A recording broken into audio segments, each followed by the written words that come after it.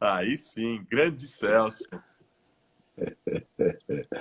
Tudo bem, querido? Você tá bom, irmão? Como é que estão as coisas? Correria louca, né? Ah, Correria insana, imagina. eu tenho te acompanhado, cara. Tenho visto tua batalha, tua correria aí. Não é só aqui em São Paulo, não, no país inteiro, né? É, a gente tem uma base no país, nos 27 estados, né? E nesse momento a base ela é chamada, até porque não tem muito jeito, né? A favela não tem muito como fazer quarentena, né? Ela tem que estar. Ela tá na rua. Hoje a favela, na verdade, enquanto você fala em quarentena, a favela está servindo a sociedade, mais uma vez. Ela está aí, tendo que dar resposta todo dia nas ruas.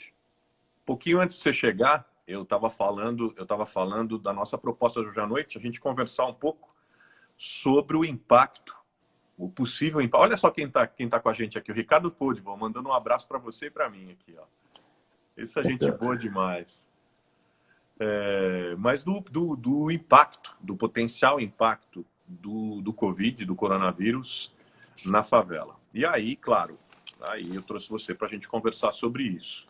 Mas antes, eu acredito que o Celso dispensa maiores apresentações, mas eu vou fazer uma apresentação dele aqui porque é importante para quem está chegando e que porventura pode ainda não conhecer o Celso Ataíde, que é meu convidado aqui nessa noite.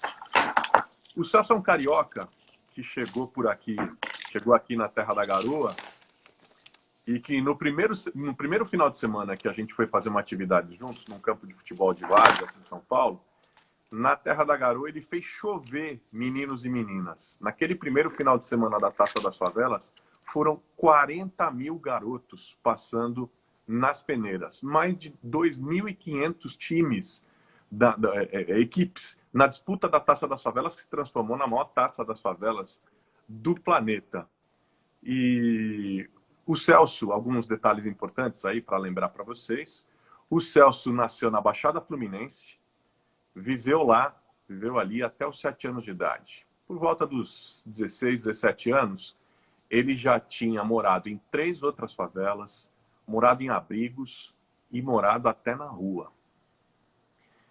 E ele, Celção, decidiu puxar a vida pelo cabresto e mudar o rumo da própria história. Deu uma guinada porque não parou por aí. E ele decidiu abrir uma trilha de caminho de oportunidade, de esperança, que era uma trilha de caminho de oportunidade e de esperança, não apenas para ele, mas por um tanto de gente que cruzou e que cruza o caminho dele. Há mais de 20 anos nascia a CUFA, a Central Única das Favelas. E o Celso, sem perder a essência do que é, sem perder esse jeitão espontâneo, foi mostrando para o mundo inteiro que favela pode ser um lugar onde vivem os pobres, mas é também um lugar de muita riqueza. Foi com o Celso que eu aprendi uma expressão que eu nunca mais me esqueci. Aliás, num evento na Alemanha, uma vez, utilizei isso, irmão. Foi com o Celso que eu aprendi que favela não é carência. Favela é potência. É isso que eu aprendi com ele. Mas, enfim, boa noite, meu amigo Celso Ataíde. Seja muito bem-vindo.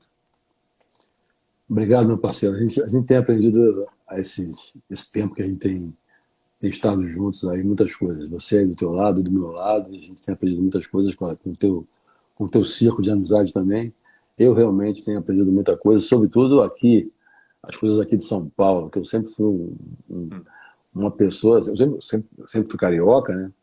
E a gente sempre, aquela rixa Rio-São Paulo, aquilo sempre fez parte da nossa cultura. E quando eu chego em São Paulo para morar, efetivamente, eu descubro que tem muitos mitos nessa história, a gente se ama muito e nós somos Rio e São Paulo é uma grande família e eu tenho visto isso na prática, né? Tanto é que eu fui muito bem recebido em São Paulo e tenho feito um trabalho nas favelas de São Paulo, hoje em 250 favelas de São Paulo, de um jeito que eu nem imaginava, mas eu realmente estou muito feliz com o que a gente está fazendo e, sobretudo, muito feliz por estar podendo contribuir nesse momento de tanta tensão e de tanta preocupação. E você estava falando do trabalho nas favelas, Celso, e é sobre isso que eu quero começar a encaminhar o nosso papo aqui hoje à noite. Porque, infelizmente, o que eu mais ouço é que o coronavírus é um vírus democrático, que se espalha de igual forma por todos os espaços, por todas as classes sociais. Mas eu, pessoalmente tenho a convicção de que o potencial de estrago do coronavírus, dessa pandemia, é muito mais intenso nos locais de menor infraestrutura. Vai ser, e é muito mais intenso nos lugares onde há uma presença menor do Estado, há dificuldades maiores de saneamento, de infra básica, enfim. Eu queria só dar aqui, lembrar, inclusive, alguns exemplos que eu acho importantes da gente lembrar, para te fazer a pergunta. Que eu estou te falando que, enfim, tem muito mais, eu acredito que tenha muito mais impacto em lugares mais vulneráveis, né? Por exemplo, semana retrasada, eu tive na casa de uma mulher, né, que é uma mãe, ela enfim, é chefe de família, tinha 2 idosos morando com ela, e ela tem que trabalhar todo dia, ela não tinha como ficar em isolamento, então ela vai e volta, está em situação de risco e acaba colocando em risco, inclusive ela não tem quem possa cuidar dos pais dela, que são idosos, que estão na casa dela, né? Ela tem que tomar ônibus, metrô, enfim, e voltar para casa.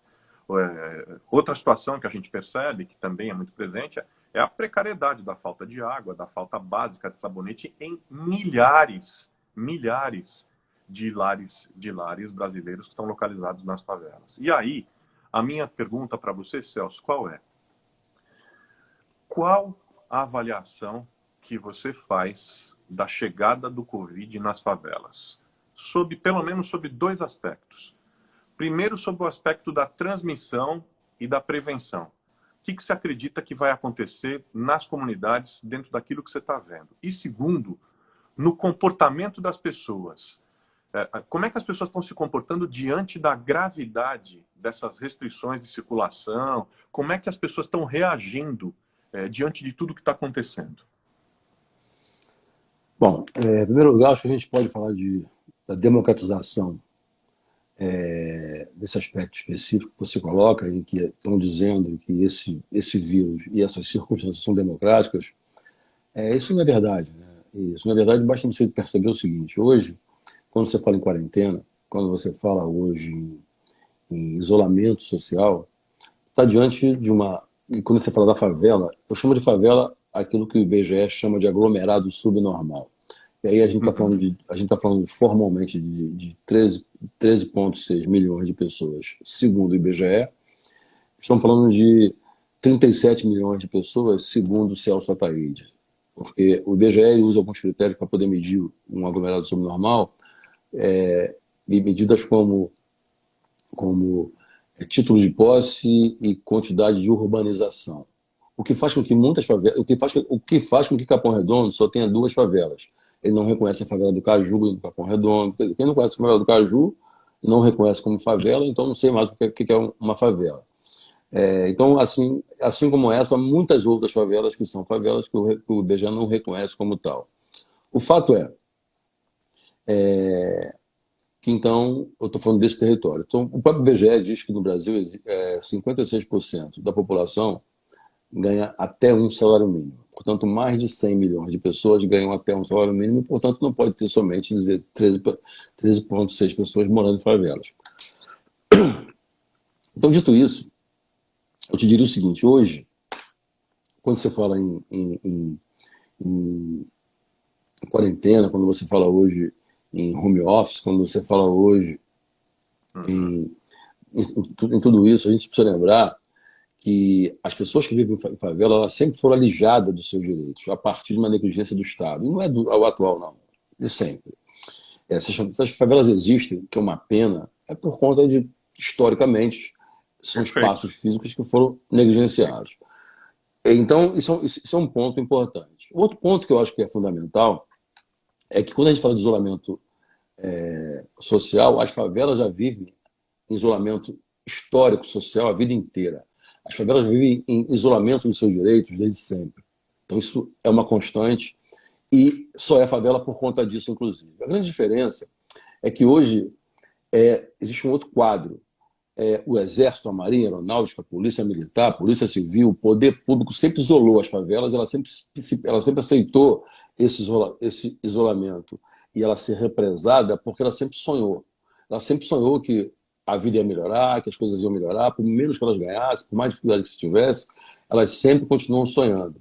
Nesse momento você tem um gap aí entre o sonho e uma possível tragédia, uma possível devastação dessa raça, que é a raça do favelado. Então o fato é, hoje, mais uma vez, o favela está dando uma contribuição importante para que o país se mantenha de pé. E aí é onde ele não pode fazer com a quarentena, é onde ele não pode fazer nenhum tipo de isolamento social, simplesmente porque quando se fala hoje, quando a sociedade olha para os hospitais e fala, olha, aqui é onde estão as pessoas que têm uma atividade essencial.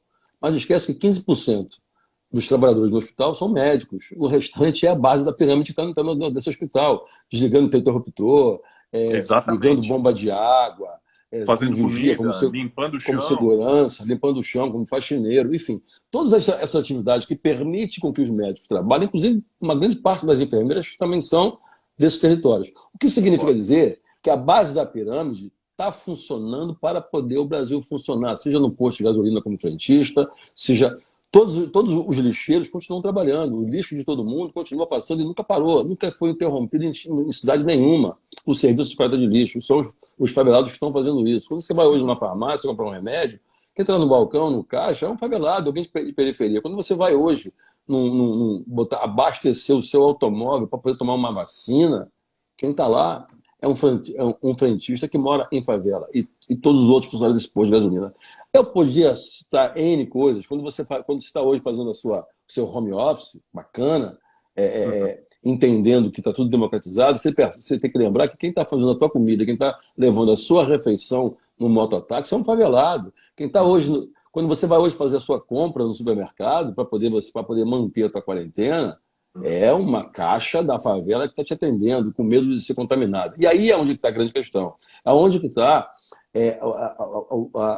a mais real situação, em que essas pessoas têm tanto medo como quem está hoje numa casa, numa fazenda, aguardando passar essa onda. A diferença é que ou elas trabalham ou elas vão morrer de fome, não tem alternativa. E você acha, Celso, que as informações de prevenção, para lavar mais a mão, o distanciamento, o uso de máscara, a preservação, você acha que essas informações estão chegando de forma adequada? Tem agentes, para além dos meios de comunicação, tem agentes comunitários para dentro das próprias favelas que estão multiplicando isso? Ou você acha que ainda há um déficit de informação e que isso pode causar um estrago maior? Esse déficit de informação ele vai existir sempre, sobretudo porque as informações elas são feitas, na verdade, a partir de uma mídia formal, em que o ideal é que dentro dos veículos de comunicação ou das bases de comunicação tivesse a pessoa desse território para poder circular um tipo de informação capaz de fazer com que as pessoas entendam de maneira mais clara.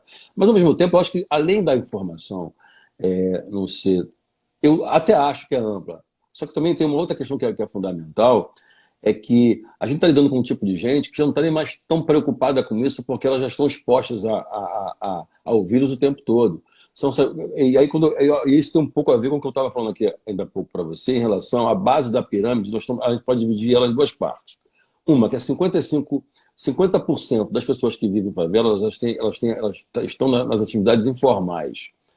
O que significa dizer que é aquela pessoa que vende bilhete, que é camelô, que uma mulher que faz cabelo, que faz unha, alguém que trabalha em baile, que trabalha em festa de 15 anos, salão de beleza, salão...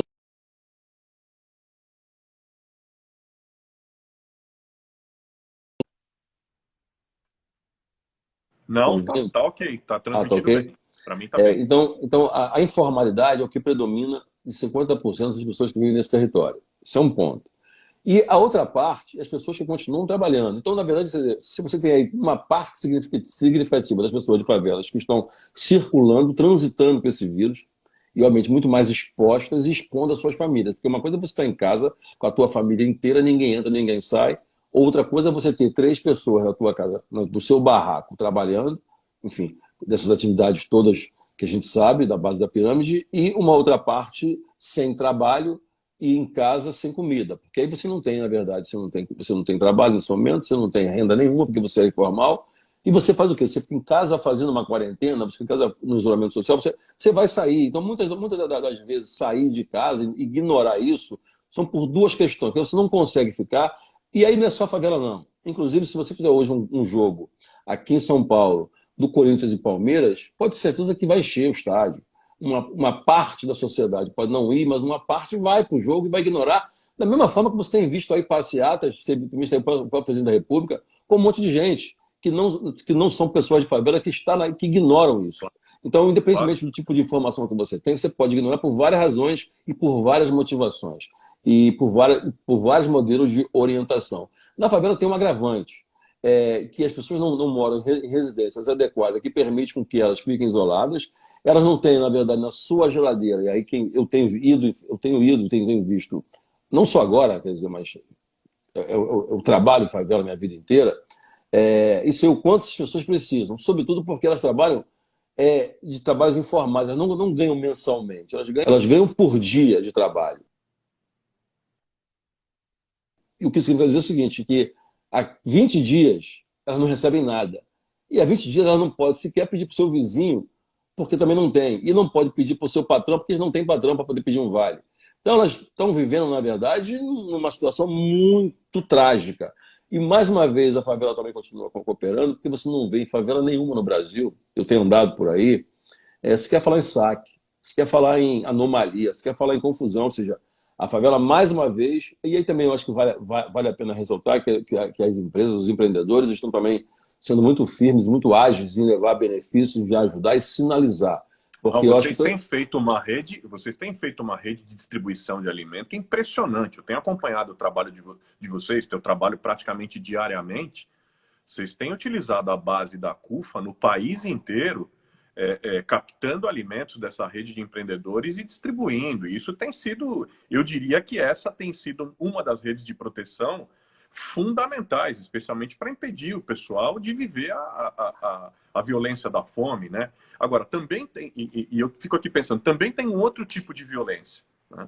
Que é a violência estrutural, que é a violência que o sociólogo, que o John Galton, aquele norueguês, e o médico, tem um médico antropólogo norte-americano, o Paul Farmer, que eles chamaram, enfim, lançaram o conceito construíram o conceito de violência estrutural, né? E esse tipo de violência de que esses caras falam e falavam, ele afeta a disponibilidade dos cuidados de saúde que muitas vezes implicam numa decisão daquela pessoa que está fazendo o atendimento no serviço de saúde, recebendo alguém que esteja doente, a garantia ou não de alguém que de fato vai ser atendido, né? A minha pergunta para você, qual é? Você acredita que nesse momento de pandemia esse tipo de violência vai ser mais escancarada?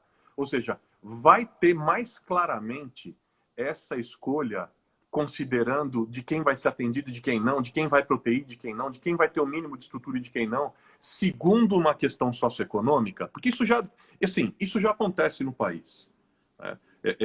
Eu venho aqui dizendo para quem eu encontro que assim, a pandemia não criou nenhum novo problema para o país. O problema da fome não é novo, o problema do desemprego não é novo, o problema da falta de infraestrutura básica nas nossas favelas não é novo, o problema da falta de leitos de UTI no sistema público de saúde não é novo. Enfim, o que a pandemia faz? A pandemia faz com que isso se torne muito mais visível. Agora, a preocupação maior que eu tenho é que nós temos também um sistema que tem violência estrutural, um sistema que separa ricos e pobres.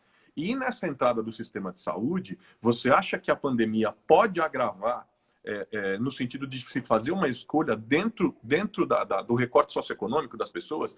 Ou seja, se tiver alguém com mais condições e menos condições, quem tiver menos condição vai morrer mais mesmo, vai ter maior chance de morrer? Eu acho que essa tua resposta ela já está respondida historicamente. Sempre foi assim, nunca foi diferente. E, inclusive, as pessoas... E esse modelo dessa violência estrutural, ela sempre existiu e ela é tão forte que ela convence,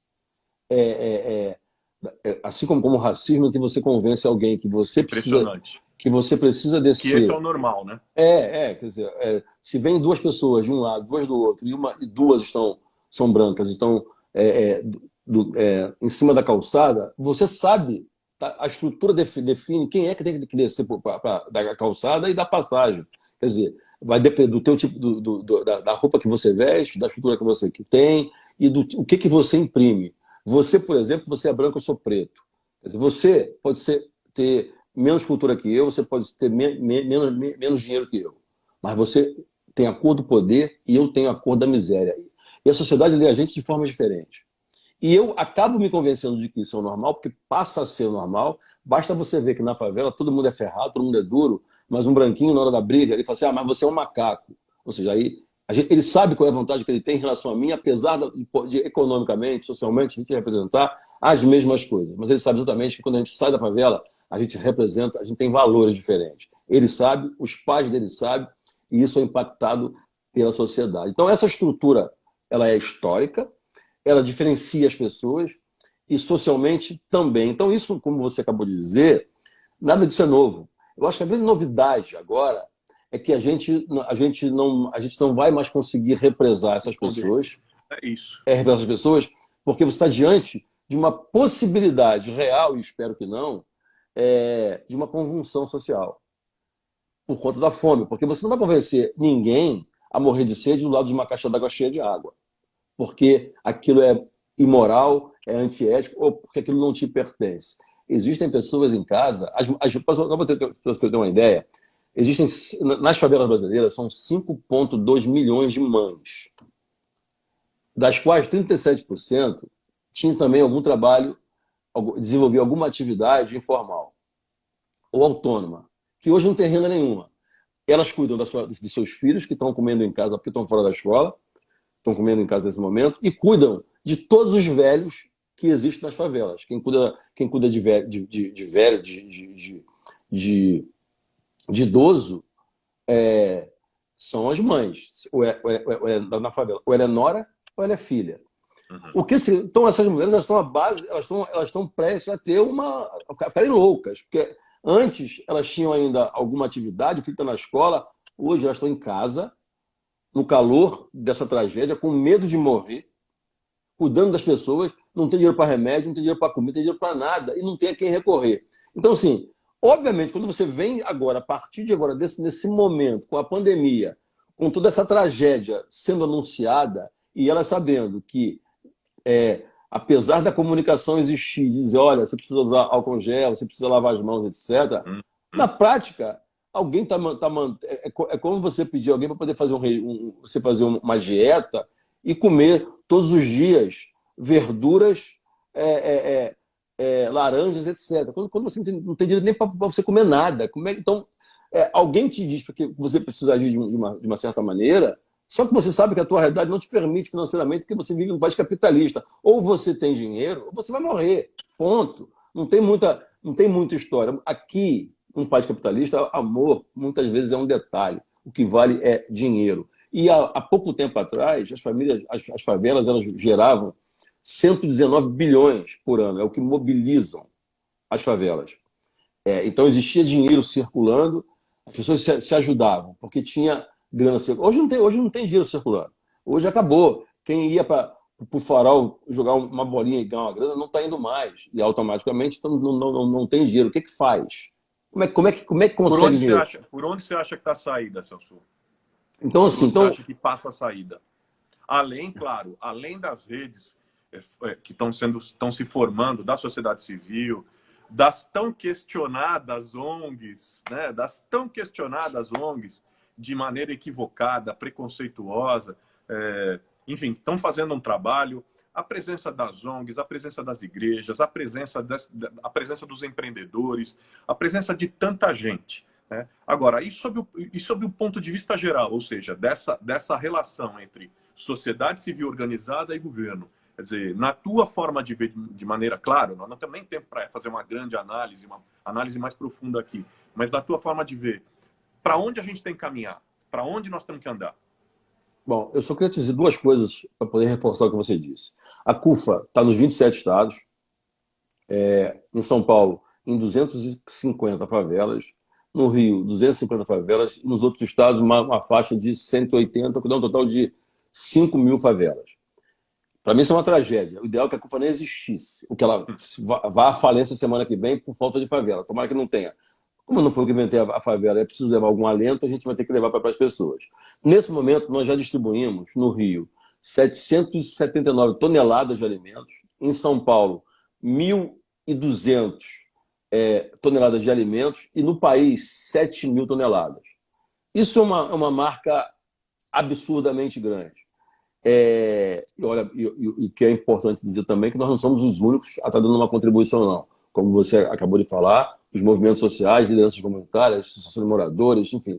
Todo mundo tem problemas em alguma medida, mas está todo mundo se dando e correndo todos os riscos na rua para poder passar por esse momento. Então, o que eu acho? Como é que a gente sai desse momento? Aí, a outra reflexão, antes de te responder, e já te respondendo, desculpa se eu estou me estendendo um pouco da sua resposta, é que uma das saídas é as pessoas terem um compromisso com esse tema, porque, no fundo, muitos dos empresários e das pessoas estão tentando ajudar para salvar sua pele. Em um número muito grande, não existe compromisso com essas pessoas. Então, logo passe essa pandemia, se volta a humilhar essas pessoas de novo, se volta a ignorar e a negligenciar essas pessoas. E no próximo problema que a gente tiver, seja de qualquer natureza, a gente vai voltar a dar migalha, dar comida para essas pessoas, que, aliás, é a maior forma de você humilhar alguém, é dar comida para ela. Com certeza, ainda mais de sobra, né? Exatamente. Então, o que nós precisamos, na verdade, é levar dignidade para as pessoas, trabalho e renda para elas. Quando você dá comida, é uma humilhação. Então, obviamente que nesse momento a gente não pode olhar para isso. Se ninguém tem nada, se está chegando os alimentos, vamos levar. E aí, muito mais dentro de um conceito de uma ajuda humanitária. Então, não dá para ficar refletindo, fazendo tese de mestrado sobre esse tema. Então, a gente ajuda. Mas, na verdade, o ideal é que, se a gente tivesse uma sociedade mais equilibrada hoje, a gente talvez estivesse pensando como é que a gente monta uma quarentena em que todo mundo tivesse alguma reserva em casa. Mas a gente sabe que uma base da sociedade não tem, e a gente vai ter que ajudar. Mas se a gente tivesse uma relação com essas pessoas, com essa base da pirâmide mais honesta, a gente não precisaria ajudar com comida nesse momento, mas pensar políticas ou outras para que a gente pudesse passar por essa fase. Eu não saberia te dizer... Aliás, está aí o principal desafio, né? Se a gente de fato quer sair melhor disso, eu concordo com o que você está dizendo, se a gente de fato quer sair melhor disso, se tem uma coisa que a gente precisa olhar com atenção, é a maneira com a qual a gente se relaciona com esses territórios e com essas pessoas que vivem nesses territórios. Tanto como poder público, na promoção de ações e políticas públicas, como sociedade mesmo. A presença dos movimentos sociais, a presença das igrejas, a presença dos empreendedores, enfim, a integração da cidade e da sociedade se faz de forma absolutamente urgente e, nesse momento, nós precisamos de alguma maneira, fazer com que isso diminua uma vergonha histórica nossa brasileira, que é essa vergonha da desigualdade, porque essa vergonha da desigualdade que a gente naturalizou ao longo dos anos, ela pode ter um custo elevadíssimo para quem tá nesses territórios, para quem está vivendo nessa condição. Mas, enfim, Celso, eu queria falar um pouco... Aqui tem uma coisa que eu tenho feito, e que, enfim, é uma das propostas das lives que eu tenho feito, que é mostrar o lado B de quem vem. É respeitar o lugar de fala, né? Mas é também mostrar o lado B, mostrar o aspecto humano, mostrar histórias que, às vezes, quem veio não teve oportunidade de contar e que, às vezes, quem acompanha tinha muita curiosidade em saber, né? E aí eu queria falar um pouco desse seu outro lado, do lado do Celso, que, aliás, é um cara que eu aprendi a respeitar, que eu respeitava de longe, acompanhava o trabalho, eu te disse isso a primeira vez que te vi, né? Mas que, ao longo do tempo, nas parcerias que a gente fez, foi um cara que eu aprendi a respeitar de perto. Não só a respeitar, como a admirar pelo trabalho, pela dignidade, pelo homem que é. E eu queria falar um pouco desse Celso, sabe? Desse Celso pouco conhecido, né? O Celso que teve erros e acertos, o Celso que tropeçou aqui e acolá, que acertou mais que errou e que chegou onde chegou. E que hoje, por onde passa, conquistou respeito, admiração, tem as portas abertas, enfim. Mas o que eu queria falar um pouco era do Celso antes da CUFA, né?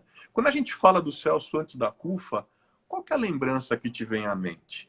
Qual foi, o que você se lembra, né? Quem era aquele Celso? E qual foi a mola propulsora que fez o Celso acordar e se despertar para uma outra realidade e sair à luta? Cara, eu vou dividir o Celso em. Eu talvez não consiga te dizer qual foi essa mola, mas eu acho que a minha trajetória ela explica um pouco o que eu estou vivendo hoje. Tem gente que. Pode ter gente que acha, mas quem é Celso Ataíde? Como eu não apareço, não falo em lugar nenhum, pode ser que ache que eu faço trabalho social, porque eu me aposentei do Banco do Brasil e resolvi ajudar as favelas. Mas, na verdade, eu sou fruto da favela. Eu nasci no Rio de Janeiro, na Baixada Fluminense. Eu vivi lá até os 6 anos de idade. Minha mãe era alcoólatra, meu pai também era alcoólatra, brigavam todos os dias. E a última briga deles, minha mãe resolveu sair de casa. Eu achei que ela fosse voltar logo, porque apesar de morar numa favela, num barraco, não chovia dentro do nosso barraco, tinha dignidade ali dentro. Ela resolveu não voltar para casa e ficou andando pelas ruas do Rio de Janeiro. E ficamos durante 6 anos morando embaixo de um viaduto de Madureira. Esse viaduto eu fiquei dos 6 anos de idade, meu irmão com 7 anos de idade, até os 12 anos. Então, durante 6 anos da minha vida, entre os 6 e os 12, foi na rua que eu vivendo de pequenos furtos, vivendo de pedintes mesmo e tal. Me lembro que ela chorava quando a gente roubava, até que ela passava a chorar menos e menos, e se envergonhando menos de nós. Então era onde a necessidade gritava e superava aquele tom de decência que ela sempre carregou junto com ela. E aí era a fome que batia. Daí a gente então teve uma grande chuva no Rio de Janeiro e a gente migrou para um abrigo público chamado Pavilhão de São Cristóvão. E ficamos ali durante 2 anos. Então, dos 6 aos 12, eu morei na rua, dos 12 aos 14, eu morei em abrigo público, e depois a gente foi morar, então, numa favela novamente, que foi na favela do Sapo, em Senador Camargo, zona oeste do Rio de Janeiro.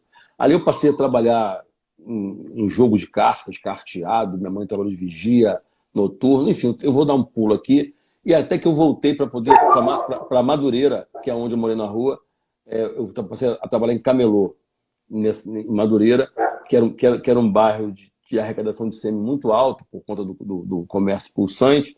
E eu voltei então a fazer um baile para os camelôs, que eu virei meio que chefe dos camelôs de Madureira, um baile de charme embaixo desse viaduto, onde eu havia morado durante 6 anos.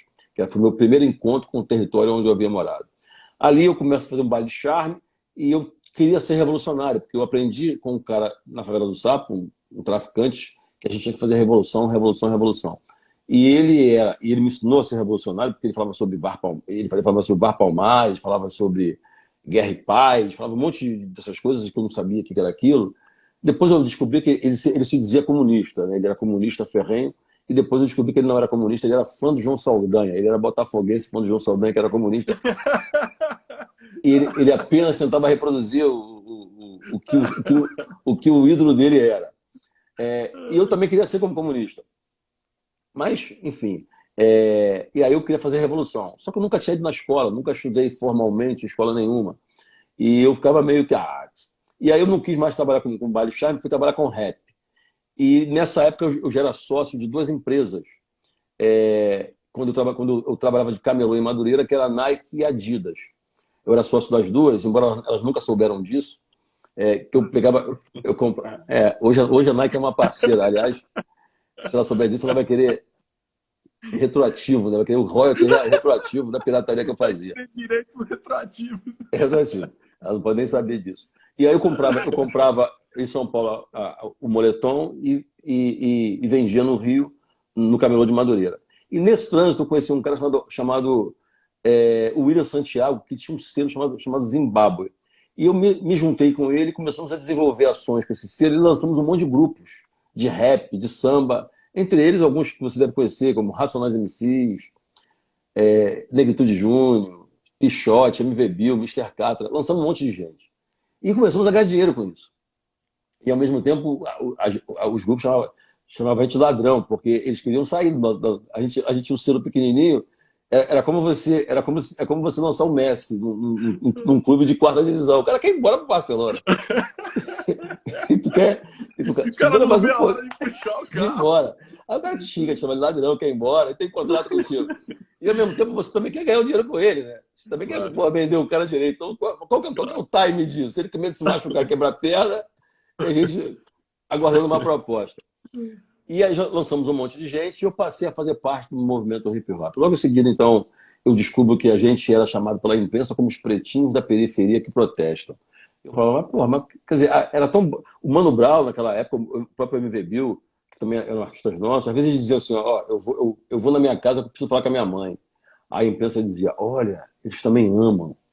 Quer dizer, Eles qualquer, também amam, é ótimo. qualquer coisa que o Brown diz, ou que o Bill diz, é ato de genialidade. Simplesmente porque é tão baixa a expectativa que eles têm do que a gente consegue produzir. Então, qualquer coisa, a gente diz, ai, olha, eles sentem dor. Se a gente anda, olha como é que eles andam, eles têm um jeito dele. Então, assim, é sempre aquele olhar, o asfalto, os intelectuais são sempre os cientistas, a favela é um grande laboratório e nós, favelados, somos os camundongos. Olha, eles também têm o seu saber, eles também têm a sua forma de pensar, sempre subestimando a capacidade de produção, de elaboração que a gente tem. E eu, por não ter ido à escola formal, etc., apesar disso tudo, eu sou best-seller em 4 livros. Lancei livro na London School, lancei livro na MIT, em Harvard, etc. E a minha mãe, inclusive, morreu acreditando que não foi eu que escrevi os livros. Eu dizia, mãe... Ainda teve essa? Mãe, eu escrevi... Ó, corrigiram, que eu escrevi caminhão com C cedilha. Mas tem uma pessoa lá que só faz isso, só corrige. Mas não corrige só o meu, não. Corrige de todo mundo. Todo mundo, pô. O meu corrige mais um pouco, mas... Enfim. E aí, a partir daí, eu lanço a CUFA porque eu fiz uma ruptura no movimento hip hop em que eu disse o seguinte: olha, eu não quero ser os pretinhos da periferia que protestam. Eu quero ser aquele que comete equívocos desenvolvendo ações. E se essas ações são equivocadas, eu vou aprender a fazer de outro jeito, eu vou aprender a fazer de novo. Se eu preciso de 100 anos para poder fazer direito, eu quero começar a contar agora. Porque senão eu vou apenas montar mais uma indústria, que é da denúncia. Eu vou virar o cara da favela que denuncia o sistema. Eu não quero denunciar ninguém, eu quero contribuir para que as coisas aconteçam com a minha lógica. E parei de ficar xingando todo mundo, até porque ninguém me ouvia. A gente era os pretinhos, ficava xingando todo mundo. Quem que ouvia a gente? Ninguém ouvia a gente. Então ficava muito uma coisa de maluco, né? Xingava a Globo é isso, a Globo é aquilo. Cara, assim, eu preciso fazer a família Marinho entender que a nossa pauta é importante. Eu preciso fazer com que a família Marinho, que é o que a gente faz hoje com a Taça das Favelas, e levar uma agenda positiva para as favelas, apesar de discordar de um monte de coisa que eles fazem e da loja que eles têm. Então, não adianta eu ficar enclausulado, xingando todo mundo e achando que eu sou a solução dos problemas, ou que a minha voz é a voz da revolução, que não é. Eu sou apenas mais um louco que faz parte do sistema. A diferença é que eu quero fazer parte do sistema dentro do estádio jogando, não mais vendendo cachorro-quente da parte de fora do estádio, tomando borrachada da polícia. Então, assim... E aí, obviamente, que a gente também está acostumado num país onde, se a gente tem um carro, a gente também é criticado, a gente tem vergonha de ter dinheiro, a gente tem vergonha de ter cultura, a gente tem vergonha de ensinar, porque todo mundo se sente ofendido com o sucesso do outro. Então, para você não ofender, você é obrigado a abrir mão daquilo para você não ofender o teu vizinho, os teus parceiros que fizeram a opção de não serem tão bem-sucedidos economicamente, quando num país capitalista é assim. O que eu acho que uma sociedade ela não vai ser justa se todo mundo fosse Silvio Santos. Vai ter Silvio Santos, vai ter quem vende o carnê. Agora, quem vende o carnê não precisa ser miserável e os seus filhos não tenham que ser alijados de oportunidades. Claro, claro. E família, Celso? Você fala pouco da família. Mas eu, muitas vezes em que estive com você, vi o carinho com a tua mulher, vi o carinho com teus filhos. Qual que é o significado da família para você? Da tua família para você? Família, de verdade, sem jargão nenhum, é a base de tudo. Eu falo pouco da minha família porque minha família trabalha comigo. Então, assim, eu tenho 3 filhos e os meus filhos, eles tocam as coisas todas. Assim, a gente está aqui nessa loucura toda, os 3 estão, na verdade, assumindo pontas expressivas e a mulher também. Então, a gente, depois de um tempo, eu até passei a falar menos da família e dar mais espaço para que eles falem por eles, para poder eles não serem a mulher do céu, eu sou o filho do céu, para que eles sejam eles mesmos, para que eles cultuem o seu próprio sobrenome. Então, eu falar pouco e dar mais espaço, que, aliás, não é só com a família, quer dizer, até com a família CUFA, muita gente diz, você aparece muito pouco. Eu falo, quanto menos eu apareço, mais a CUFA aparece. Quem precisa encontrar a CUFA, quando as pessoas precisarem encontrar a CUFA, vão acabar me encontrando. Então, eu preciso dar voz para o Mano Brown, para o MV Bill, para Negar Giza, para o Preto Zezé, para as CUFAs de todo o país, de todos os estados. Hoje a gente está em mais de 500 cidades. A gente não diz. Você vai entrar e vai ver as ações da CUFA efetivas, com grandes marcas como a Ambev. Hoje tem ações com a Ambev, com a Natura, com todo mundo, em que hoje, por exemplo, pelo Paulo Diniz, encostou lá 8 carretas de ovos, 40 toneladas de ovos para a CUFA, em São Paulo. A gente automaticamente fez toda a nossa comunicação e fizemos chegar nas favelas com 6 horas, justamente por conta da grande rede que a gente tem de credibilidade. Então, eu acho que quando eu dou voz para essas pessoas, eu não estou excluindo a minha voz, eu estou simplesmente fazendo ecoar a minha voz também. E a grande meta que eu tenho não é que essas pessoas reproduzam o meu pensamento, que elas possam, na verdade, elaborar as suas próprias formas de pensar e que essa elaboração seja eterna e que elas coloquem em prática aquilo que elas estão pensando, baseado nas reflexões que a gente faz junto. Então, a minha família, na verdade, é essa, com a extensão da CUFA da Rua, que faz parte da minha família também. Me bateu uma curiosidade aqui. A gente acabou se conhecendo por causa da Taça das Favelas, no período em que eu era secretário de esportes. E eu me lembro do primeiro papo que a gente teve, quando a gente se encontrou, e aquilo tudo era um desenho, era um desejo, e o que vai ser, como é que vai ser e tal. E eu me lembro que falei para você, falei, Celso, até porque naquele momento tinha carta branca do prefeito Bruno Covas, né, para tocar. Falei, Celso, você me tem como parceiro, não apenas nisso, você me tem como, não é só uma questão do torneio, você me tem como parceiro de conceito, você me tem como parceiro ideológico, você me tem como parceiro de luta, né? E eu vou falar para você, Celso, eu não canso de me dizer, se teve, no meu período em que eu fui, no meu período, nesse ano todo que eu tive à frente da Secretaria de Esportes, se teve um momento, se teve uma oportunidade de aprendizado para mim, foi a Taça das Favelas. Pelo contato, pela presença nas comunidades, pelo conhecimento das lideranças, uma série de coisas, e principalmente por ver essa potência transformadora, socialmente transformadora, que é o esporte.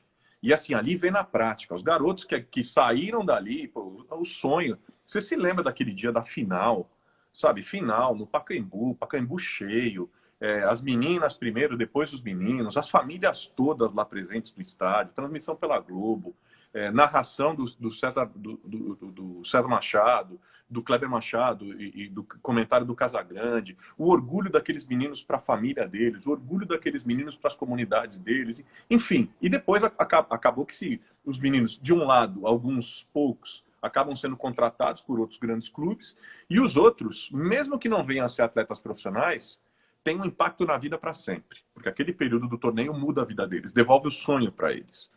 Agora, eu vi tudo isso acontecendo, Celso, mas eu vi o sucesso, a explosão da taça, a força, a potência da taça, vi ela acontecer e tenho uma alegria imensa de poder, de forma humilde, ter participado disso.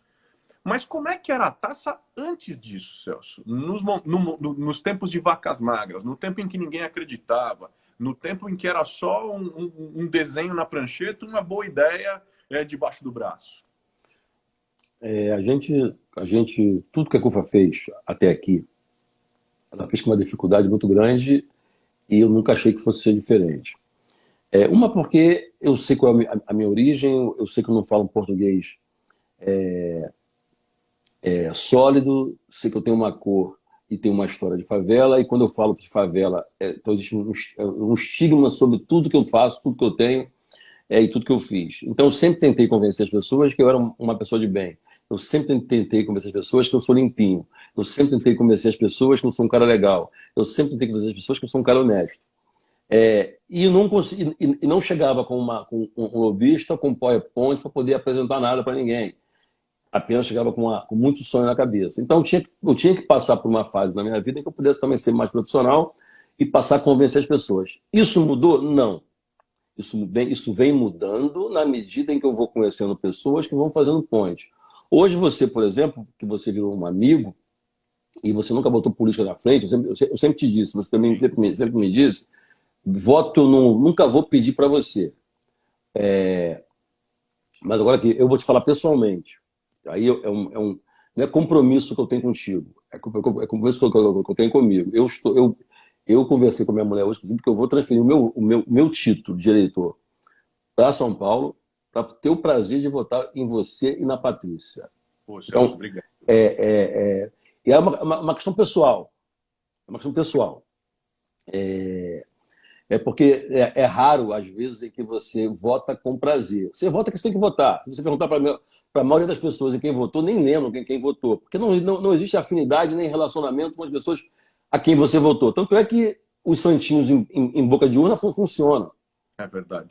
Se não for, a maior prova é que as pessoas não votam de forma por prazer de votar, com compromisso. Votam porque alguém obrigou elas a irem lá. Então é muito raro quando você faz isso. Poucas vezes na vida eu fiz isso, mesmo assim na majoritária. Então, a partir de um certo momento, a gente passou a ter uma taça no Rio de Janeiro, que começou a taça há 9 anos, e virou uma taça bem bacana, bem conceituada no Rio de Janeiro. Mas o grande peso que a gente deu na taça foi em São Paulo, que foi esse ano que passou, porque nós tivemos duas coisas importantes. Uma foi que a Secretaria de Esporte, que por acaso ou não era você, e tivemos muitas buchas, inclusive com a polícia militar, que não queria deixar fazer, e etc., porque era um monte de favelado, etc., e depois se arrependeram de ter pensado isso, porque descobriram que era uma coisa... Não teve um incidente. Pelo contrário, só elogios da polícia militar, inclusive, depois, mas favela já espantava todo mundo, etc. Então, e não foi só da polícia, se eu for botar aqui no papel aqui, quem não queria permitir que a gente fizesse é muita gente, porque querem represar a favela, fica até aqui, ó. Não atravessa a rua, morram aí, brinquem aí, se divirtam aí, mas não venha para cá, porque esse lugar aqui é de vocês. O Teatro Municipal não é de vocês.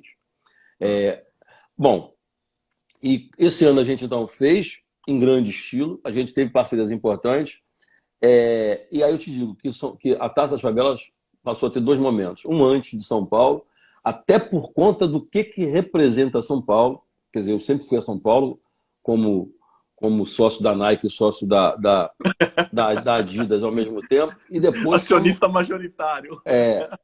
E depois como empresário de artistas, indo e voltando e tal. Mas agora que eu moro em São Paulo, aí você vê que realmente São Paulo é um mundo, é outro lugar, não perde para Nova York, etc. É realmente um lugar de grande impacto.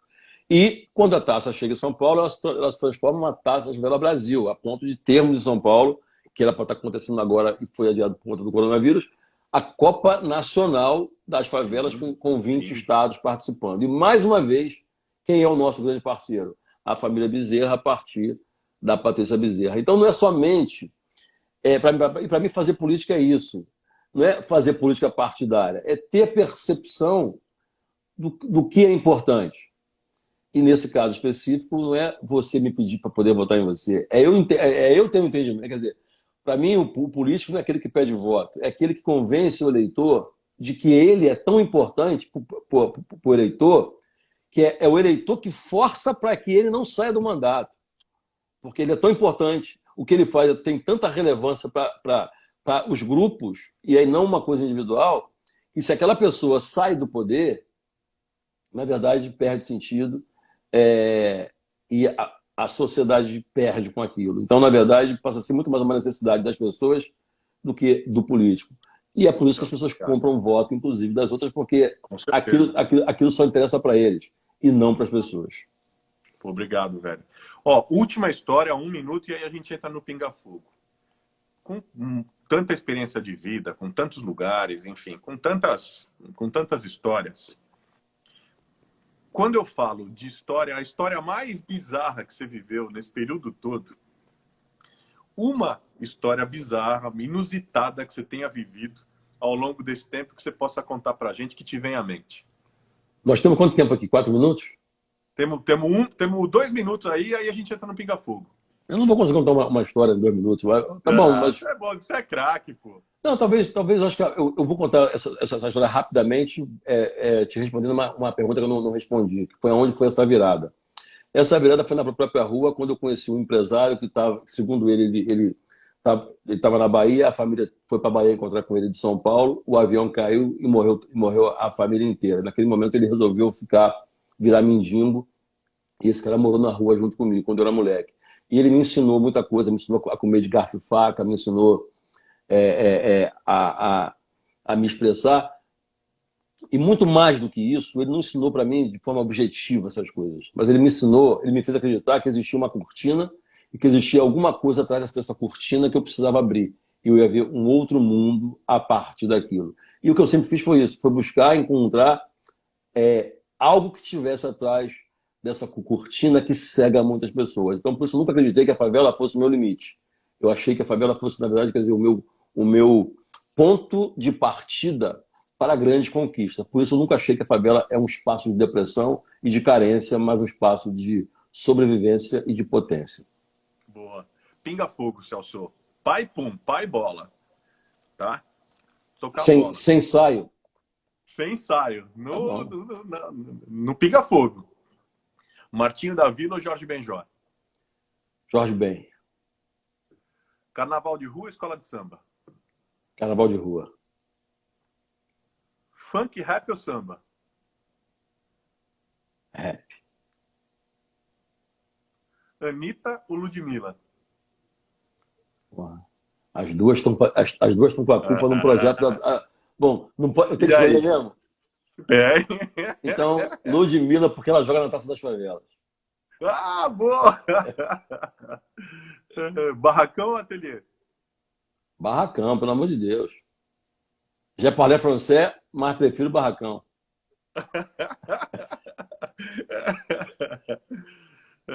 Betinho ou Dom Helder Câmara? Dom Helder Câmara. Por quê? Porque o Betinho era um fã muito grande dele. Então, Trump ou Bolsonaro? Eu prefiro ficar com o mestre. Trump ou Bolsonaro? O Trump. Por quê? Ele tá mais longe de mim.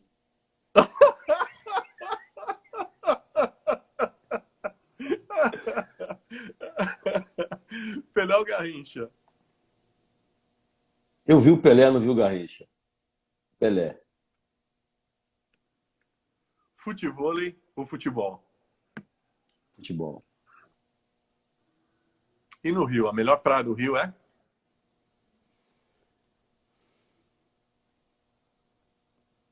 Praia do Rio, Garatucaia, Angra dos Reis. Pedra da Gávea ou Pedra Bonita? Pedra da Gávea. Outra difícil. Rocinha ou Heliópolis? Rapaz, as minhas duas casas, eu vou te dizer que é Heliópolis, porque hoje eu moro em São Paulo, então estou mais perto de Heliópolis. O pessoal da Rocinha, por favor, entenda que eu estou sendo obrigado a escolher aqui. Tu já virou paulista, né? Sim. Eu abri agora os comentários, se o pessoal também quiser fazer a provocação do Pinga Fogo, tranquilo, tá aberto. Vamos lá. Ser negro na favela é?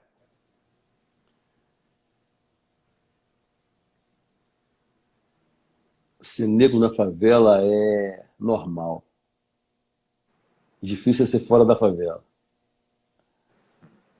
Ser negro na favela é maioria, é ser maioria. E ser branco? Ser branco na favela é? Uma vantagem. Porque a vantagem de ser branco, porque ser branco é vantagem em qualquer parte da sociedade. Ser homem no asfalto é? Privilégio. Ser homem. Ser homem Ser homem do asfalto é um privilégio e ser homem do morro? também. Porque ser homem é um privilégio, na verdade, em relação aos outros gêneros. Um filme, Celso. A gente está em quarentena. Uma das provocações que eu tenho sempre... Ó, estão falando... O Lino está falando aqui, está te provocando. Flamengo ou Corinthians? Nenhum dos dois, eu sou banguense. Mas, mas hoje eu tenho uma tendência a ser corintiano porque eu não me decidi em São Paulo ainda e as pessoas ficam dizendo que eu tenho que ser corintiano. Aí vem um São Paulino... Tem mesmo, Celso. Aí tem uns São Paulinos que me dizem que o São Paulo é o time da massa, é o time da favela. Aí eu fico em dúvida. De jeito nenhum. O time do povo é o Coringão. A Loli Demeda tá perguntando para você. Chamate leão na praia ou cafezinho na padoca? Eu, como um bom paulistano hoje, padoca total de manhã cedo. Tô falando, o cara já contaminou, não tem mais jeito. Eu não saio mais de São Paulo. Eu tava te falando, Celso, da indicação. A gente. Ó os caras aqui, ó o Kleber te sacaneando também. Brown ou MV Bill? Assim, vocês me obrigam a falar as coisas também, assim, como é que eu faço? Brown me bebeu. O Brau, porque vem primeiro. O Brau, só para você entender, quando eu trabalhava quando eu era empresário do Racionais MCs, o MV Bill, ele vendia o CD do Racionais. Então, o Bill trabalhava comigo numa loja que eu tinha, ele cobrava, ele era muito feio e muito grande, ele era o cobrador da loja. Quem não pagava, eu mandava o Bill cobrar. E já o Racionais de 98 já estava estourado com o disco Sobrevivendo no Inferno. Então, vamos botar aqui quem vem primeiro. Tom Brau é o grande mestre. Boa. Um livro. Selva de Pedra, do Preto Zezé. Chama-se Fortaleza Noiada. Filme. Eu acho que todo mundo devia ver esse filme. Falcão, Meninos do Tráfico. Boa. Boa. Eu também acho, concordo com você. Aliás, como você falou de Falcão e Meninos do Tráfico, MV Bill, para você é?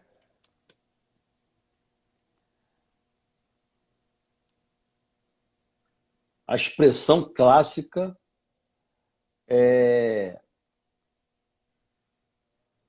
eu te diria que ele é a encarnação da expressão humildade. As duas últimas, Celso. Pandemia e essa é uma que eu tenho feito para todo mundo, porque no final a gente vai fazer um apanhado com uma frase de cada um. Pandemia é?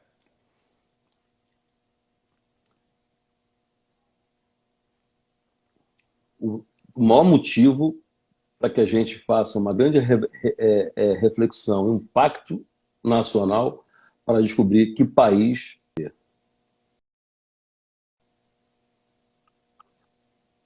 Boa. A última, Celso, queria te pedir para você, deixar para nós uma palavra de esperança, que pode ser um verso, uma música, um pensamento, o que você quiser. 1 minuto. Bom, a gente falou aqui de pandemia, a gente falou aqui de movimento social, a gente falou aqui de uma série de assuntos, nenhum deles menos importante. Mas a gente falou sobretudo de favela aqui. De um território que eu conheço bem, e não conheço apenas de sentimento, mas conheço de números, porque hoje eu tenho um instituto de pesquisa que só olha para isso o tempo todo. Por isso eu digo para vocês que favela é lugar de potência, não é lugar de pessoas carentes. Carente é quem vive em abrigo público. Uma pessoa que ganha salário mínimo, que ganha pouca grana, ela tem dignidade porque ela é um porteiro, ela é um vigia e tem... Celso, puxa vida, caiu esse negócio do... E eu tava com o cronômetro, o danado hoje me roubou 1 minuto e meio. Roubou 1 minuto e meio aqui. Mas ainda bem, é bom. Para o bem das pessoas, que já tá todo mundo de saco cheio da gente já. De jeito nenhum. Eu tô recebendo um monte de mensagem aqui no WhatsApp também. O pessoal tá voltando, olha lá o pessoal voltando. Mas deixa eu te falar, a gente tava falando até para a edição final e depois a gente deixar tudo certinho, a gente falou do MV Bill, e aí eu tinha pedido para você você dar uma palavra, trazer uma palavra de esperança, que pode ser um pensamento, enfim, uma música, uma poesia, algo que esteja contigo, que esteja no teu coração, na tua cabeça, que você queira deixar para a gente como uma palavra de esperança nesse momento tão complexo que todos nós estamos vivendo. Porque se tem uma coisa que a pandemia fez foi igualar todo mundo, né? Nós estamos todos, nesse momento, vivendo dificuldades. Claro que cada um de acordo com a sua realidade, inclusive com os próprios privilégios, a partir dos lugares onde está, né? Mas, enfim, estamos todo mundo vivendo um tempo de angústia, de incerteza, de preocupação, conosco, com a família, com a saúde, com o país, com a economia. E aí eu queria... Ó, o pessoal falando, aí você estava falando, ó, o pessoal falando aqui, ó. Ó lá, Estão falando o a quê aí? Renata falando, ó, fantástico. Ó, a Wilzilene Arraes falando, foi sensacional. Ó o pessoal falando. A Beatriz dizendo, sou estudante de Relações Internacionais, quero trabalhar com ações sociais no mundo e vocês são exemplos para mim. Ó só. Ó a responsa, Celso. Tudo gente doida. Tudo gente doida. Ó a Márcia falando, você falou que o pessoal tá cheio, ela falou, tamo não.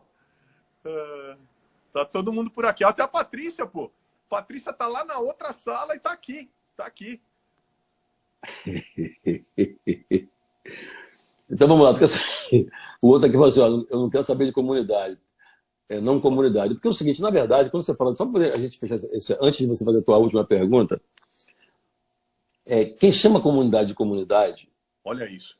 Olha só, eu vou te interromper um parênteses, na verdade, Celso, porque é o seguinte, o Lino, Zé Lino, que é um amigo querido, inclusive, está dizendo aqui o seguinte, adorei o Celso falar favela e não comunidade. A Rosana está dizendo o seguinte, não conheci o Celso, sua fala é ótima. E por aí vai. A doutora Ana Luísa de Almeida está dizendo, o Celso é uma baita surpresa, uma grata surpresa. A Elaine está falando de admiração. A Patrícia falou que não perde essa figura de vista. E aí tem um monte de gente falando. Eu vou falar o que o pessoal está falando. O Robertinho de Cachoeira está falando que o Celso é cria de Camará. Favela do Sapo. A favela do Sapo é uma favela que fica no bairro no bairro de Camará. Camará é um bairro e tem uma favela chamada Sapo, que é onde eu fui criado. Oh. Quer dizer, criado a partir de 14 anos, né? Depois da rua, né? A Renata falando aqui, ó, não vi a hora de ver alguém do povo aqui. Tá muito bom. O Palmeira Ramalho tá falando o seguinte. O que você tá comendo, Celso? Ah, uma uvinha. Quer saber que aqui ia demorar 1 hora? Deixa eu me preparar ali. Enfim, tem um monte. Patrícia está falando que esse ganhou nosso coração e não tem mais volta. É verdade mesmo, Paty. É verdade mesmo. Coração, respeito, admiração e a parceria na luta para a vida. Manda pau. Bom, então, na verdade é o seguinte. O que eu acho que é importante? Quando eu chamo de favela, favela é aquilo que o IBGE chama de aglomerado subnormal. Quem nasce num aglomerado subnormal, eu não tenho a menor ideia do que é. Quem nasce em favela, eu sei que é favelado. O problema não é como você chama, do que você chama, é o que aquilo representa. Se você chamar a favela de Clermont-Ferrand, a partir de hoje, ó, não é mais favela, vai ser Clermont-Ferrand. Esse nome vai ficar estigmatizado por 1 semana a partir do que tem ali dentro. Se tiver tiro, porrada, bomba, droga, miséria, pobreza, Clermont-Ferrand vai virar um nome estigmatizado. Então você não precisa mudar o nome, você precisa mudar a realidade. Se você pega o bairro do Morumbi e fala agora aqui é a favela e Heliópolis agora é Morumbi. Você quer morar onde?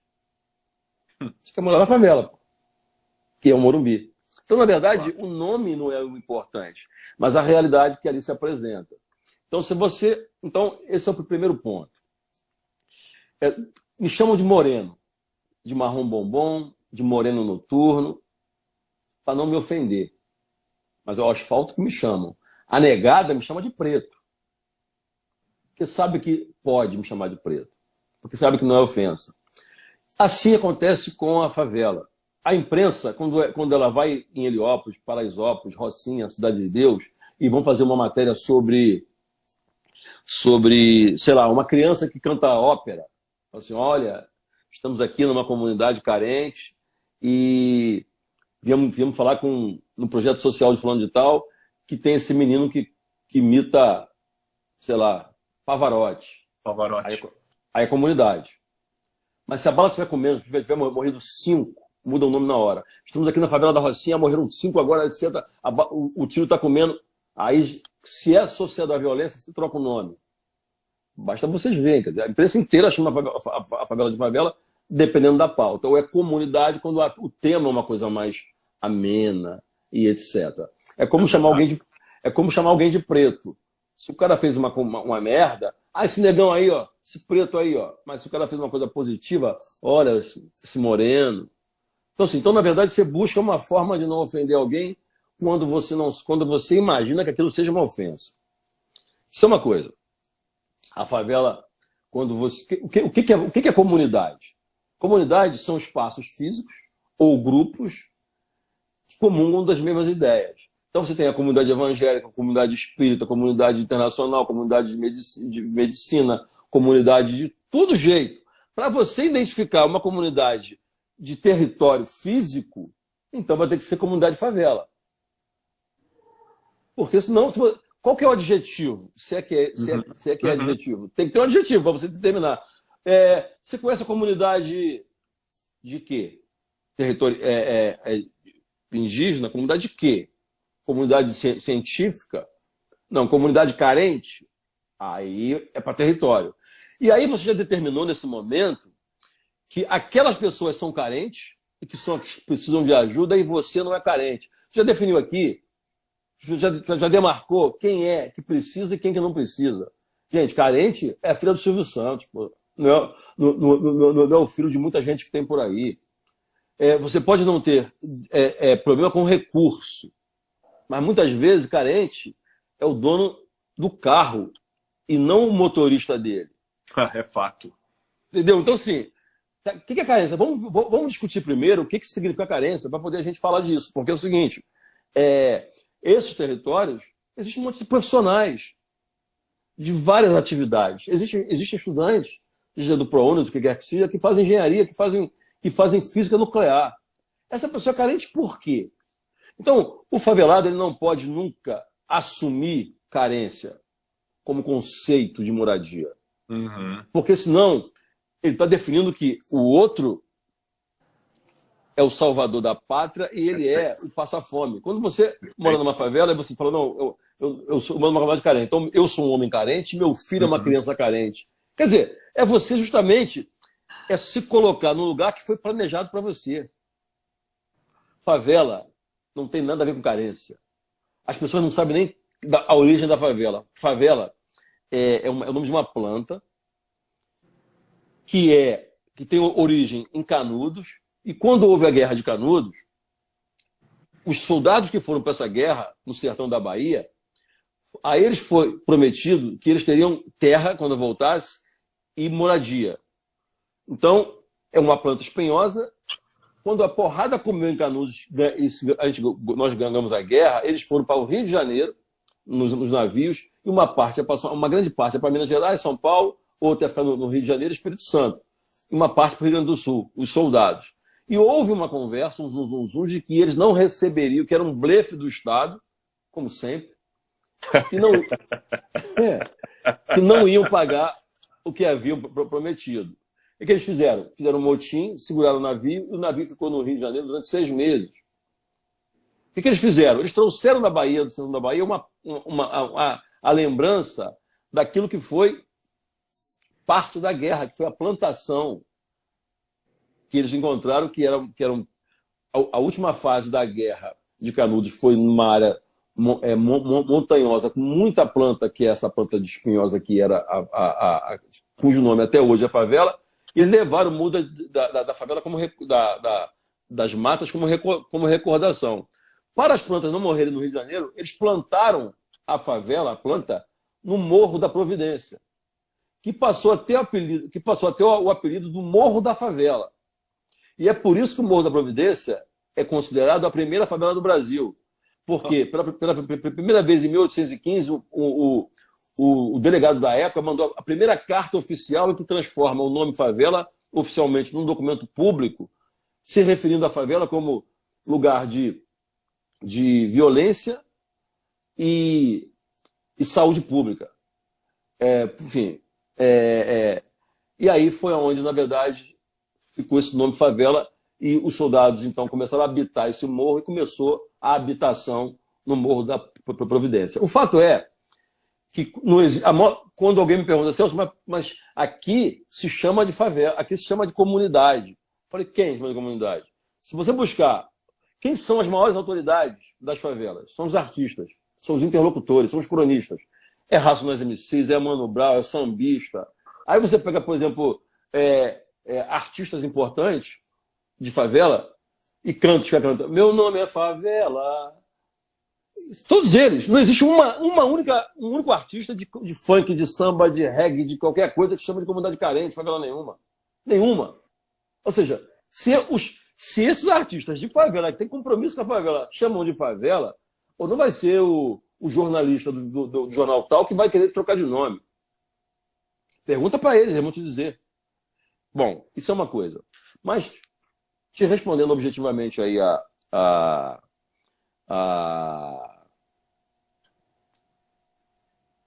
Pô, a tua pergunta. Com uma aula dessa, bicho, eu vou te falar. Pô, Celso, obrigado. O pessoal tá todo mundo aqui agradecendo a aula. Pô, você passeou aí, história, antropologia, ciência, enfim. Fez um passeio. Cultura, e mais do que isso. E mais do que isso. Com a autoridade de quem tem experiência de vida. Com a autoridade de quem tem lugar de fala. E isso é muito forte, velho. O pessoal tá todo mundo aqui agradecendo. Tanto é que voltou todo mundo. Tá todo mundo agradecendo. Mas, enfim, fecha. Então, quando se chama um favelado que mora numa comunidade carente, isso é compaixão, pô. Isso é não ofender. A mulher se ferrou a vida inteira. A mulher era colocada em poste e era queimada. Ela não trocou, não, pô. Ela vem ganhando espaço. A cada dia, ela não criou uma nomenclatura de homem para poder ganhar espaço. Não, é mulher e vai embora até hoje. E ela está ganhando espaço cada dia mais e vai avançando. E é mulher. O preto é preto. Não vai me ofender, não. Se tem dúvida, me pergunta. Eu vou te dizer. Você ouve as músicas de funk, favela. Foi por isso que quando você me perguntou barracão ateliê, a resposta é tão óbvia para algumas pessoas que, veja, de onde é que vem o ateliê? Há pouco tempo atrás, a capoeira era proibida por lei. Fato. A macumba, que são e todas as manifestações religiosas africanas eram proibidas por lei. 2 pretos juntos era o máximo que podia, 3 era motim, era prisão. Bom, o tempo passa, os pretos eles eram obrigados a professar sua fé escondido, onde começou a ter e viu milagres como eu, sabe que os deuses sem Deus, independentemente da sua religião. O que aconteceu? O tempo passa, os barracões de escola de samba são chamados de barracões porque eram barracões de candomblé e de umbanda. Era ali que eles se escondiam, nos barracões, que viravam, na verdade, o local onde se escondiam no mato para poder professar a sua fé. E virou barracões. Aqueles atabaques, aquele som que eles faziam, aquilo foi virando uma manifestação.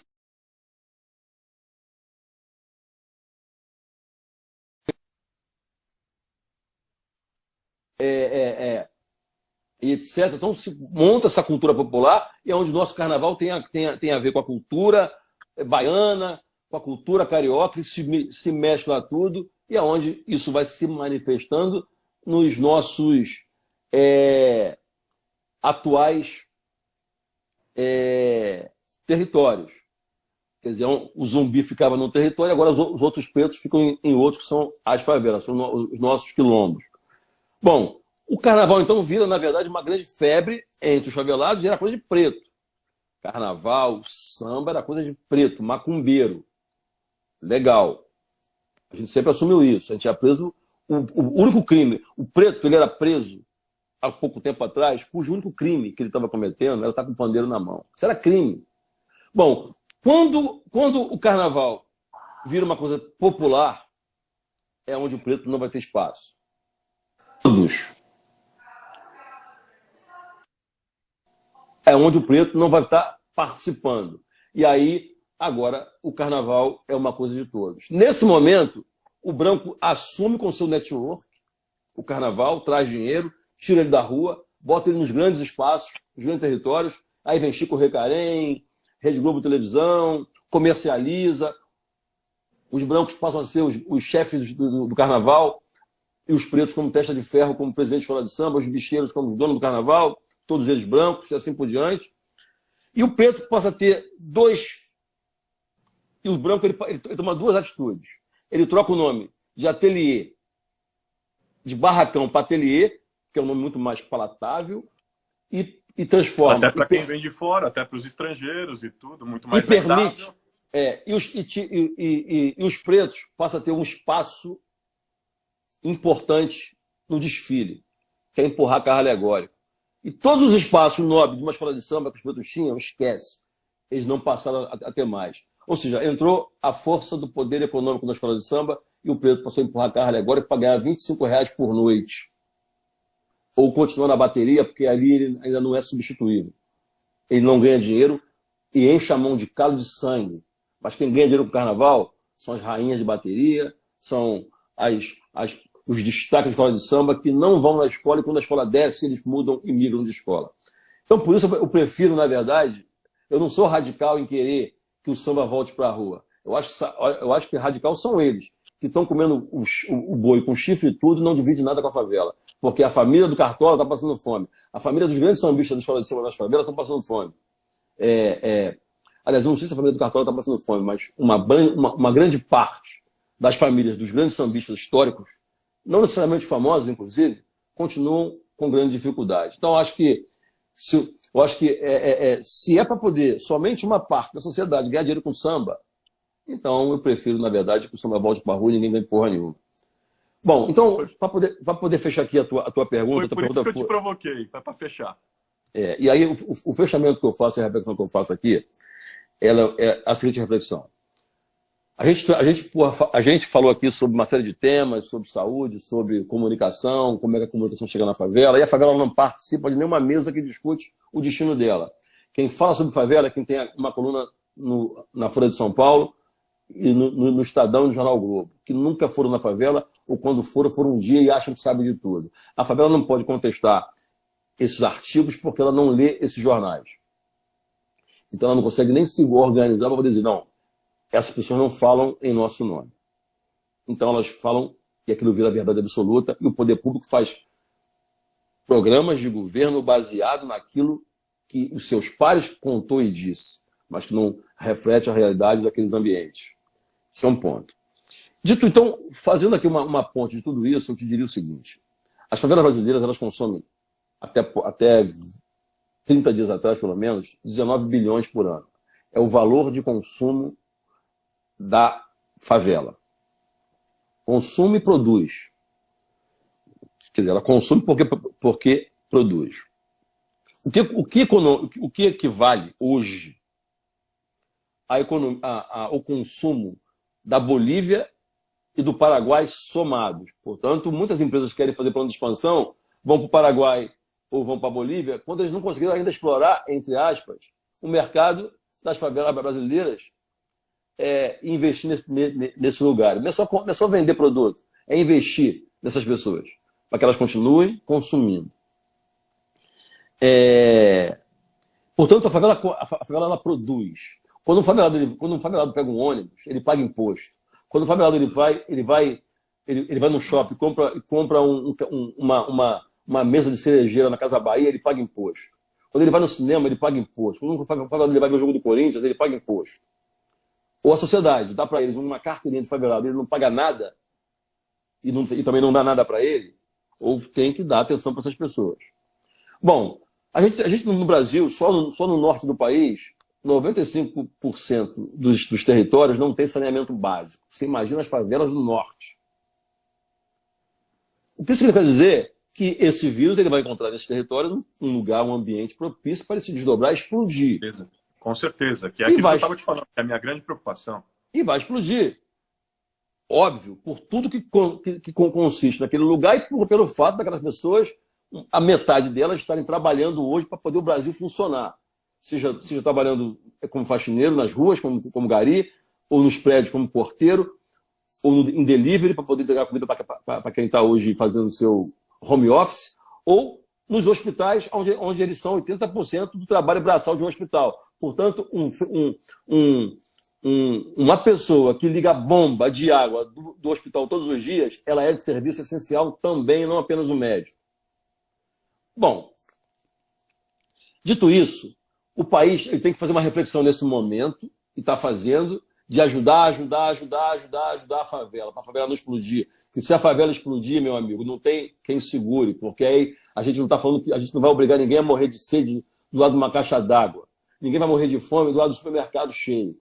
Porque aí não é uma questão de decência, de berço ou formação, é questão de sobrevivência. Não tem jeito. E mesmo assim, mais uma vez, a favela está mostrando a sua decência. E mesmo assim, a favela está mostrando mais uma vez a sua decência em sequer falar sobre isso. Portanto, o que a sociedade está fazendo nesse momento é tentar ajudar a favela para poder evitar uma convulsão social. Porque numa convulsão social, até sua geladeira que está cheia, ninguém vai pular o muro para poder entrar e para poder comer. E aí ninguém segura, a empresa quebra todo mundo. Então, mais do que as pessoas ajudarem, é preciso fazer uma reflexão nesse momento em como é que a gente permanente não precisa ajudar mais essas pessoas no próximo momento, quando a gente equilibra essas relações. Não é todo mundo ficar rico, não, mas é ninguém ficar miserável. Dito isso, qual que é a mensagem que eu deixo? E eu acho que é a reflexão que a gente precisa fazer.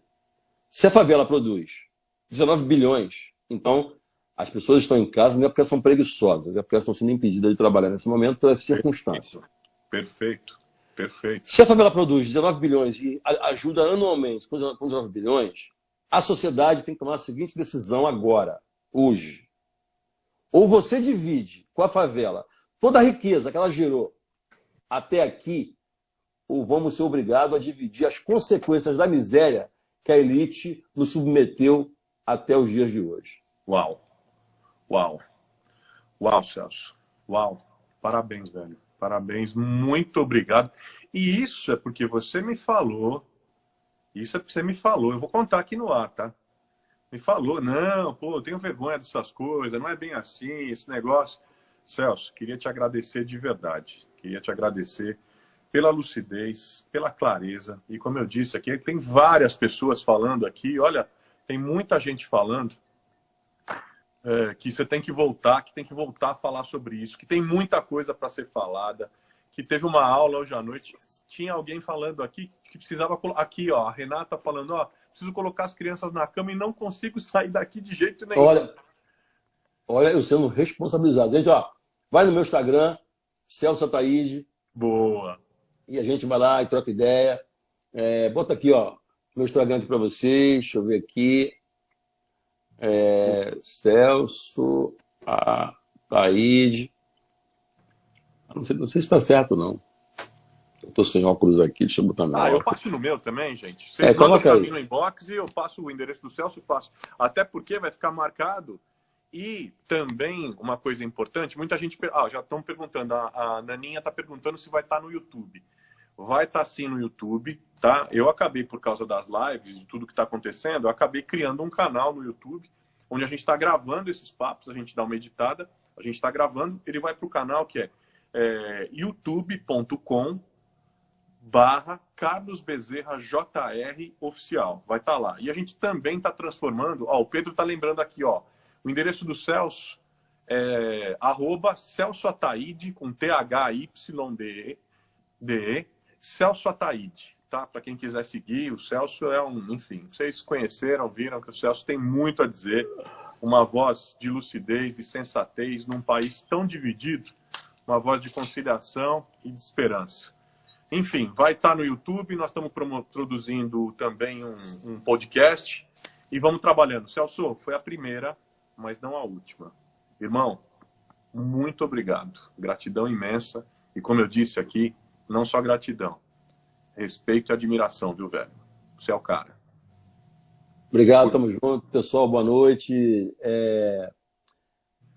Eu realmente não costumo falar em público, eu realmente tenho muita vergonha, fico acanhado, mas hoje você me pegou e eu ratifico aqui o meu compromisso de migrar o meu voto para São Paulo, para eu ter o prazer de continuar